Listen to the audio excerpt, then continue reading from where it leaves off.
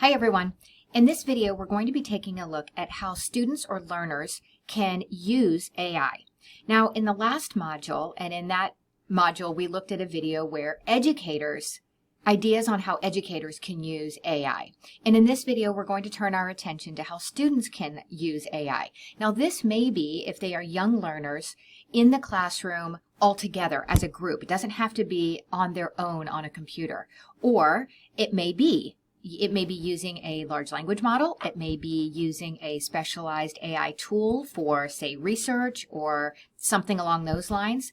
But in this video, we're going to focus on how this might add to a student's learning experience for them to use AI. Again, maybe as a group with a teacher organizing and navigating them through that, or maybe on their own. So let's get started with a few ideas on how learners can use AI to further their education.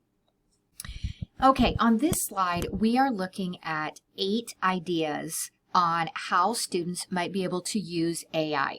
Now, there's a lot going on here, so let me break this down a little bit. First, I should say the obvious, which is this is not an exhaustive list. This is just some ideas on how to get started. Inside of this middle area is a link to a document that has a ton of sample prompts that students could use. And these are broken down into categories.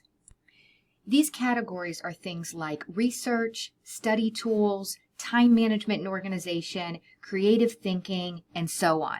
This is just a few prompts to see what's going to work for students. So you can certainly take a look at that Google Doc and use any of those ideas. So let's take a look here at some of these ideas that are surrounding that middle area. The first, brainstorming and writing. And I should also mention, anytime you see a link here, it's to a page or another resource that will help with that idea. So, brainstorming and writing. Students can get easily stuck on a topic for an essay, a project idea, or a title for a paper. AI can also help them with other writing tasks.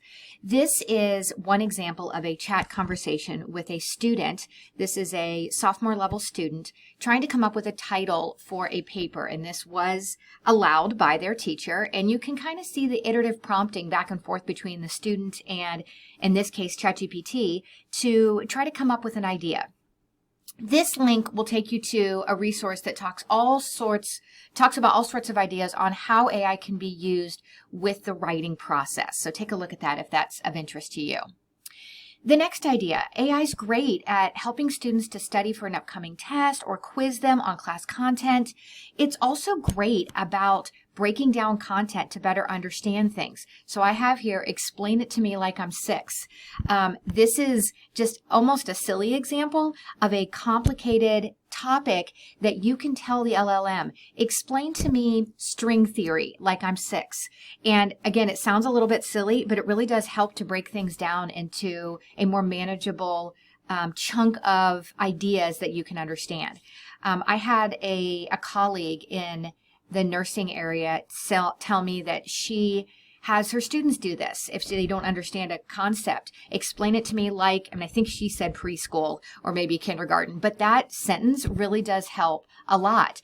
I had a 7th grade ELA teacher tell me a story about how they were looking at court cases and the student didn't understand what was in front of them. They were working on paraphrasing, and they actually used their own grade level. Explain this to me like I'm a 7th grader. And she said it did wonders to help the class understand when they were struggling with the words that they were reading on the page. So that idea of explain it to me goes a long way in helping students to better understand content.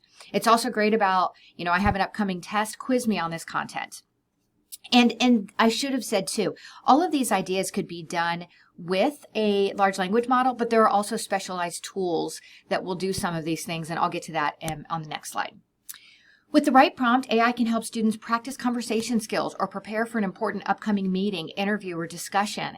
So if they are wanting to practice their conversation skills in those situations, there are tools and LLMs that can help with that. That can either be done through written text, but several of the LLMs also have voice modes that you could actually voice those things. So it might give them a little bit of extra practice. One way I've seen this is I have an option where my students can use a large language model to practice like they are going into a parent-teacher conference, and what would they say to the parent questions, and how would they explain a difficult situation. So maybe even creating scenarios where they're practicing those things would be helpful for them.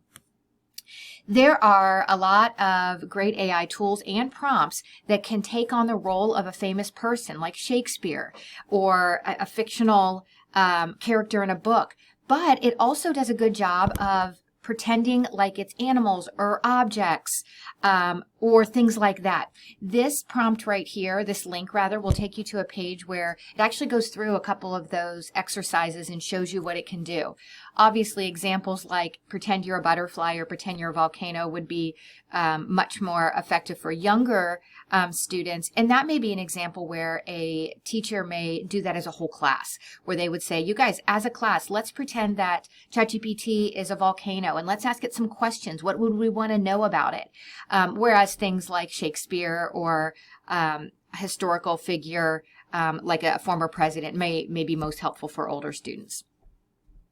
One way I've done this at the college level is we have used a tool to create chat rooms where students could interview different educational philosophers and ask them questions about why they believed the different things they did about education. Formatting. AI is great at formatting content in a more visually appealing way, like changing images to text or making paragraphs into a bulleted list. This might be helpful for students who are trying to chunk information down into more manageable pieces. AI is great for research. This isn't meant to replace the work of research, but rather help them to bring together that information maybe a bit more quickly and allow them to synthesize that information more effectively. It can help students be stronger researchers for a paper or a lit review and then better understand the content. This link actually takes you to a Google Doc that's all research tools that might be helpful. AI can help students to think more critically by serving as a debate partner on any topic. And these are a couple of links to take you to examples of how you might do that. So not that dissimilar to maybe a conversation or even a chat with someone. You're asking AI to take on the role of, say, the other side of something. So let's say you are having a class conversation about whether cell phones should be permitted in the classroom. You could have AI take on one side of that debate, and then the class as a whole maybe comes up with a rebuttal or statements that they would make to counter that. And again, this would work whether it's one student doing it on their own or as a whole class. AI can also help students to get better organized. Creating checklists or outlines for assignments or projects that they must complete. Again, this is, they could do that through just a prompt through an LLM, or there are AI tools that can do that for them as well, or help them do that. The other note here is it is always a good idea to check with the district that you are in or the environment that you're in and make sure that there aren't any age restrictions on whatever tools you're using for that particular group of learners. So this is just a few ideas. Again, this link will take you to a Google document with some sample prompts for students just to get you started. On the next slide, we'll talk about some specific AI tools, a few that are my favorites and why I think they might be helpful for students. On this slide, we're taking a look at a few specific tools that I think might be particularly helpful when students are using AI. So I have the same note here, obviously. Be careful and always double check to make sure you can use these tools with the age group that you are working with. So I'll start over here on the left. There are a lot of really great AI research tools. I pulled out Research Rabbit because it is probably one of the more popular ones, but there are quite a few of them that are really good for helping to research and pull out academic papers. So this might be helpful for whatever age level you are looking for them to dig in and do some research. This might be also a good time to talk to them about finding credible sources, and I think AI could help you do that. Up at the top, we've got one called Learn About, and this is a free Google tool for students to research and learn about any topic, and they will bring back images, videos, timelines, vocabulary cards, really a good tool for learning about a topic of their choice. Over on the right, I have a bit of a generic umbrella here that says image and music generators. And I couldn't pick just one because there are so many great ones. But this link here will take you to a Google Doc full of image and music AI generated tools.